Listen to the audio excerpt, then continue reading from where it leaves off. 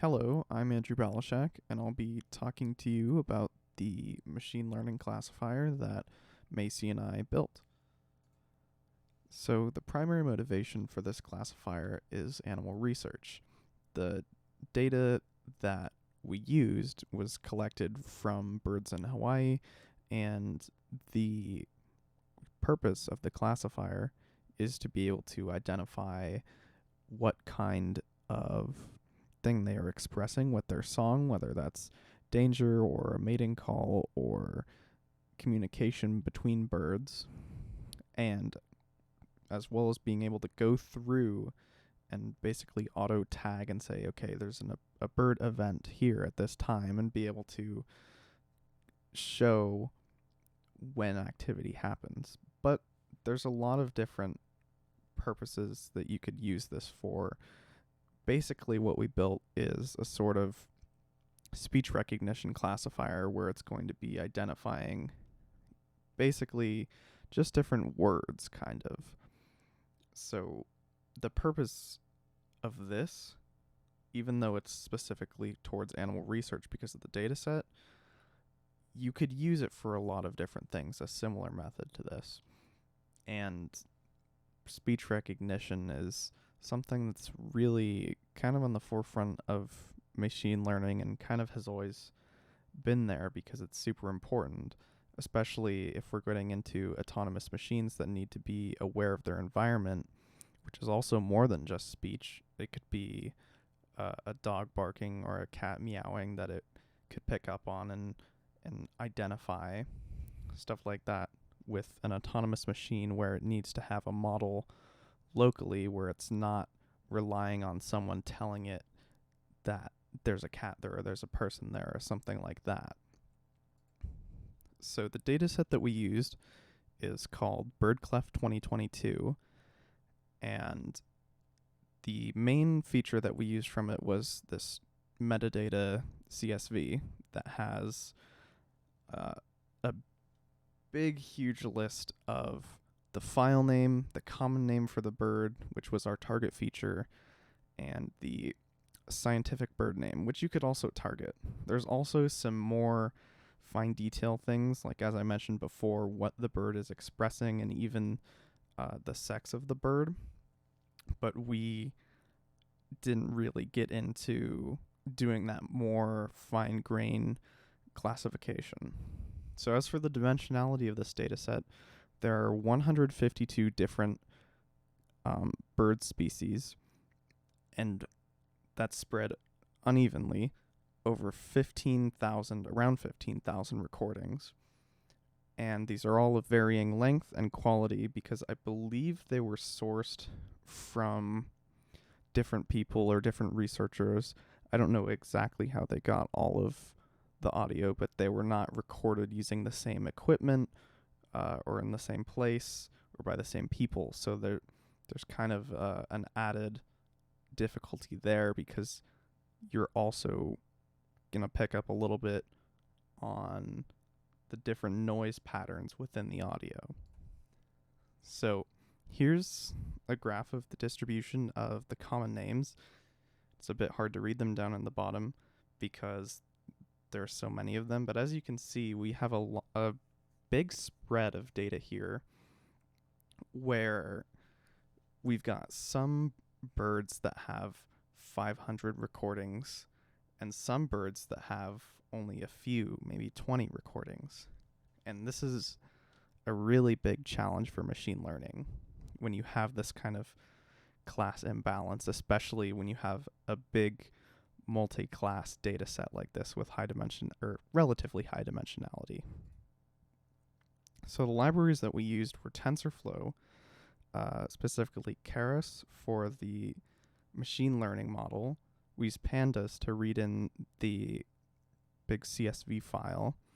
Librosa was what we used to extract the MFCCs from the audio files, and I'll explain that in a bit.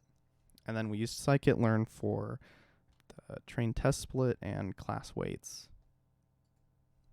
So our process for this was to generate a spectrogram from each of the audio recordings of the bird call. So that's basically just a graph of frequency intensity over time.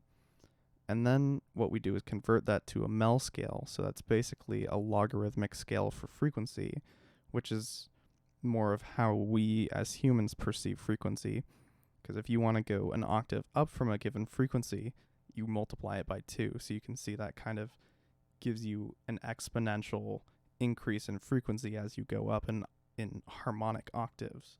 So taking the logarithm of that gives you a linear scale, at least to our ears. It's more of how we perceive it. So then from there, we extract the Mel frequency cepstral coefficients from the spectrogram, which is basically kind of a fingerprint of what the sound sounds like. And this is a pretty standard process for speech recognition, music recognition, that kind of stuff. This all follows a similar process of getting these MFCCs and then putting them into a machine learning algorithm. So what we ended up using is a deep neural network. So it's composed of a few layers of dense networks with some dropout, and what we got from all that is perhaps not as fantastic as we would have hoped. When we were initially testing this out, we tested with only the first 100 or so data points to get a fast training time so that we could pick our hyperparameters for it. However, that gave us really good accuracy.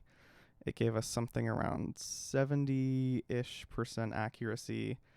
But when we expanded it out to have, we didn't even get to using the full data set because that would have taken even longer. We got to, I believe, 10,000 data points, which took around 2 hours just to generate the MFCCs from. The accuracy goes significantly down when you have this high dimensionality, which is something that we've talked about in class. So in the end, the accuracy was only 21.6%, which is not fantastic, but that is better than what I could do for recognizing bird calls. So there were some things that we thought about for this with how do we balance this data out, or how do we make this model better? So we did use a feature of scikit-learn to generate just an automatic balancing of how much to weight each class, and that actually didn't seem to help the neural network. It actually reduced our accuracy to around 5%, which was really crazy because I was thinking that, putting a higher weight on these classes with smaller data points would really help, but, well, it didn't seem to do it. Potentially some data cleanup would help. The data is really well formatted as far as being in folders and being easy to parse through, but the sound files are all of varying lengths, which is, kind of hard for when you're putting it into essentially what is an image in the spectrogram. You kind of have a different horizontal scale for different things. So potentially, if there is a way to chop up the bird calls so that you have a 1 second long recording for every single one or something like that, you might be able to get much higher accuracy. And we were not able to figure out a way to do that. And of course, we're not going to do that manually for 15,000 recordings. But yeah, there's recordings that are just a couple seconds, and then there's recordings that are a minute long with multiple bird calls. So we could potentially filter those out. I'm thinking that a good way to improve this might be filtering out recordings that are too long so that we can have, a more even distribution of recording lengths, and then also filter out birds target classes with too few data points so that we can have kind of more balanced. And that might be something that we do before we submit the code for this final project. But anyway, speech recognition, audio recognition is a really complicated problem. I mean, if it wasn't complicated, we wouldn't still be looking into it and figuring things out. But in the end, while our results are not necessarily the best, what we could have hoped for, I think that I learned a lot, and I know Macy did as well, in this project about how we get all of this data into a form that is learnable and into a machine that can pick up on these patterns within the data. So, thank you for watching this presentation, and have a great day.